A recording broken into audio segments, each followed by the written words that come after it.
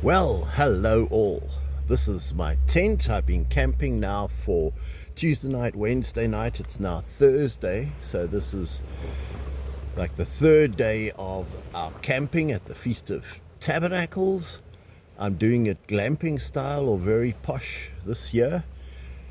It's very windy this morning, so I'm going to have one of my favorite breakfasts, which is maas. So maas is like yogurt. It's I can't tell really. I suppose it's like poor man's yogurt, or yogurt that has been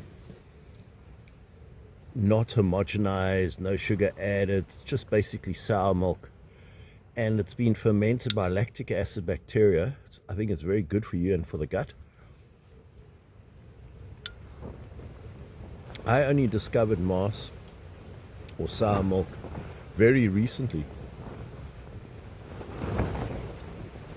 and I've fallen in love with the stuff. And it's, as you can see, it's just such an easy breakfast. You may hear the wind rattling the tent, and that is why I don't feel like trying to cook over a stove, a gas stove, in this wind, because it's going to want to blow the stove out. So we're having a lovely breakfast in bed of this maas. So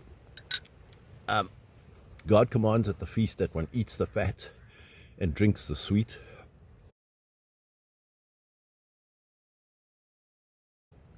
I guess eating the fat, I have been eating a few chocolates. I've been cutting out sugar, but I've had one or two chocolates. Fat, there's quite a lot of fat in chocolate. We don't actually eat meat fat. The Bible doesn't allow you to eat meat fat.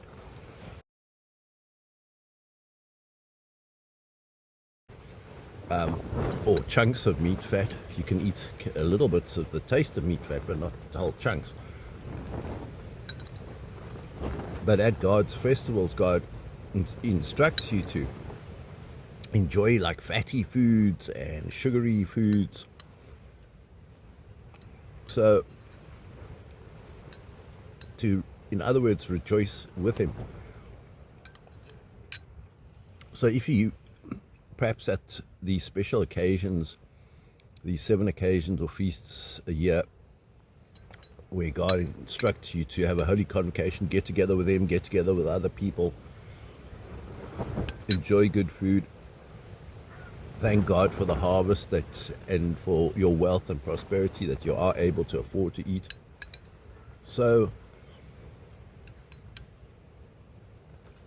you're going to put on a little bit of weight, or need to maybe up your exercise. So yesterday we went on this lovely 6-kilometer hike from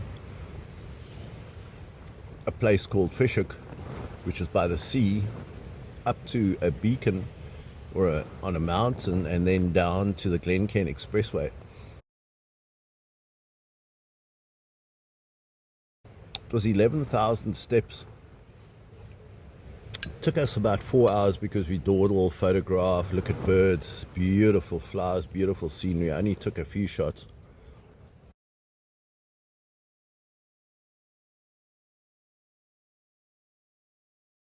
But I'll show you them, how beautiful this place is.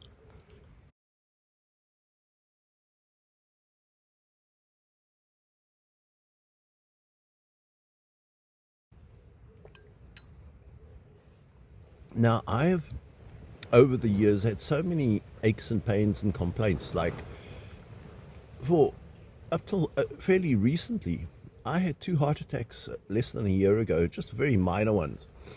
So I decided I need to lose a bit of weight. After the 2 minor heart attacks, I could barely walk at all because I just didn't seem to have any energy. But I decided to lose a bit of weight, take up walking, and now, wow, that 6K, and it was really steep for many of the Ks. And I'm not stiff, or we managed it. It was all fine. But up until recently, I've had sciatica, which stops me walking, like especially up hills. I've had plantar fasciitis for years where I couldn't put my weight on my foot because it just hurt, like especially in the morning, and I would take painkillers for that. And I think just losing a bit of weight and getting walking fit. So we did this absolutely marvelous hike. So that helps to burn off a bit of fat and burn off the extra food that you're eating. Now, my health app says that I think it says, but it's lying, that we only use 340 kilocalories, or 1/12 or 12% of one's daily energy requirement that we burnt off, which is, I mean, we burnt off a lot more than that going up and down the hills. It can't actually measure it. It measures it, I think, as if it was a flat route. So I'm sure we must have burnt off at least a quarter of one's daily food allowance.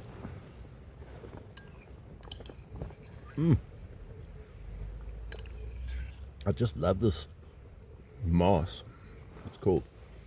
Then for the second course, I did a video on how you make sauerkraut. This is sauerkraut that I made a couple of weeks ago. And that is also just like maas. It comes from lactic acid bacteria. So I just have this little ramekin to push the sauerkraut down into the cabbage fluid. It's actually just cabbage grated with 1 teaspoon of salt per kilogram of cabbage. And this is again one of my favorite foods now. I again think that all these fermented foods are very good for your digestion. So this is lactic acid bacteria fermented, and all you do is you just grate up the cabbage, rub the salt in for about 5 minutes into the grated cabbage, and then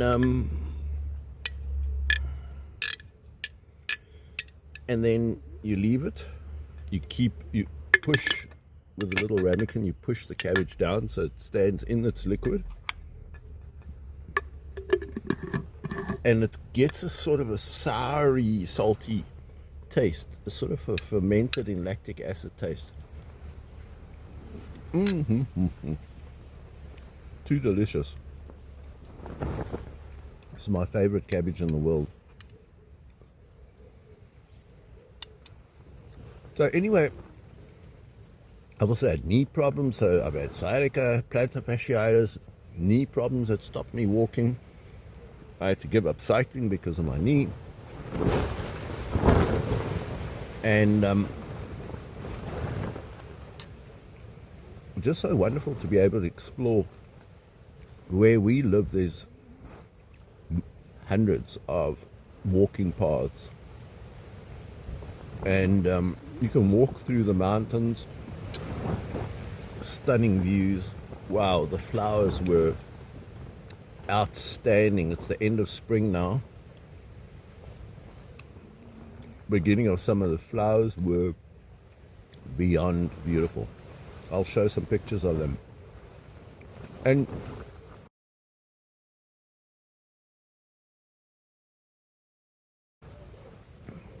the feast is meant to be a time of, it's a holy convocation. People get together,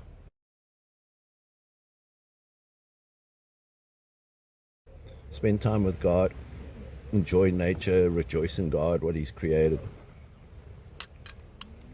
Always try to include God in the feast, because it is His feast. He's commanded it. Nehemiah 8 verse 14 tells how the Israelites used to build booths and go, and they would all talk to each other at night and in the morning around their cooking stoves, talk about the Lord, how He's blessed them that year.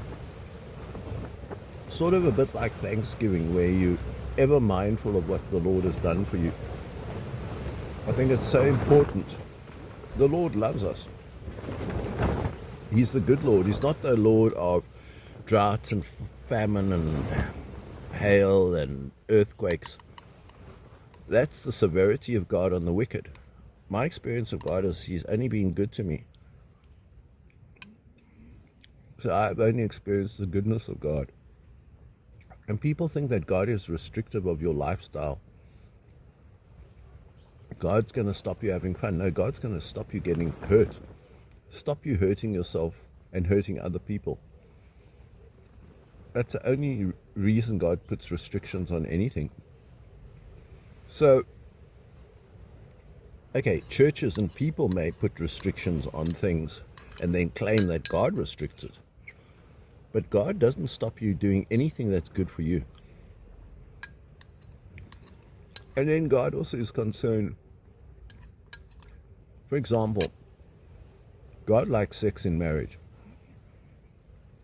Because God doesn't like all these kids that come from broken families. He would prefer that a mother and a father raise a child. And that is why He puts restrictions and says, just don't sleep around with everybody. If you're going to be in a relationship, make sure it's a permanent relationship where you love each other and look after your kids. I mean, is that asking too much?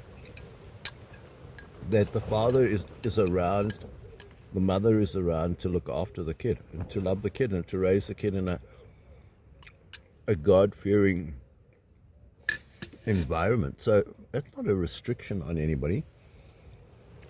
Sex life. It's just saying sex is not recreational. It's something. It's not casual. There's no such thing as that. It's something that creates a bond in a long-lasting relationship between a man and a woman. And in younger men and women, it's so that they can raise a godly family and raise godly children, and have both parents around to share the burden and to share the blessing of raising children. So I'm giving that as an example of people think that God is very restrictive, but God is not restrictive. God is there to protect, love, and help you in all things, and then to give you eternal life after that. So God is wonderful. He's kind. He's loving. He's the good Lord. He's my good Lord. He always does good for me. I've only, as I say, I've known God from my youngest. I have no memory of not knowing God. I knew Him from age 3. As soon as I could understand, I was praying to God. Some of my prayers were answered at age 5. So, and He's only been good to me. Now, that doesn't mean that my life's been easy or that it's been a piece of cake walk. This walk of life. I've told you I've had many physical complaints and things that go wrong with me. And one thing that happened, for example, my knee prevented me cycling anymore. But then I took up hacking and met these lovely people. We cut alien vegetation on a Sunday. We've been doing that every Sunday for 6 years. That was how I was trying to get some exercise, because my blood pressure was going up, my heart rate was going up, and I felt, gee, I need to get exercise, seeing as I can't cycle anymore. And so I met these lovely people, and I think God probably engineered it that, yeah, you've cycled long enough now, go and meet these wonderful hackers. And I hiked with some of these hackers yesterday, and these are some of my best friends are the hackers. So sometimes God is totally interested in your life, and He's interested in every small detail of your life. You'll be surprised how much detail God is interested if you know God and let Him into your life. He is interested in every single detail of your life, and He will bless you. If you need something, you need to invent something, God will be there to give you the idea and the thought of how to do it. I found that happen so many times. If you stuck in a problem, and you ask God and you're open to listen to God, and these feast days are times where we're supposed to spend some time with God and actually listen to what He has to say to us. Not just pray and tell God what we want and think and this, that, and the other, but to actually listen to Him. So God will speak to you, and He will put suggestions into your mind if you're open to it, and if you're willing to change on his behalf, etc. So I've been thoroughly enjoying the hike that we had. I've had a lovely breakfast now. Thinking of making some pickled fish later on today. I may include that in the video of how one makes the pickled fish. I don't know, in a future video, but I think that's probably what we're going to eat sometime later on today. So this is, as I say, it's a Tuesday, Wednesday. This is the third day of the feast. We're trying to make a video every single day of this feast. We walked yesterday and took a few snapshots, not video, of that, and I'll include it here in this video and show you some of the things that we saw and did. And yeah, rejoice with the Lord. Make him your partner in your life. He only wants your good. He doesn't want to restrict your life. He doesn't want to harm you. He wants to bless you. My experience has just been blessing from the Lord. And that doesn't mean an easy life. Christians don't have an easy life. They face all the problems, but they face them and overcome them through the Lord. So he doesn't keep you from problems, he keeps you through the problems. This is my experience. God doesn't stop you having problems, he just helps you through the problem. Where other people might fall, he lifts you and holds you and supports you. So that's this feast day.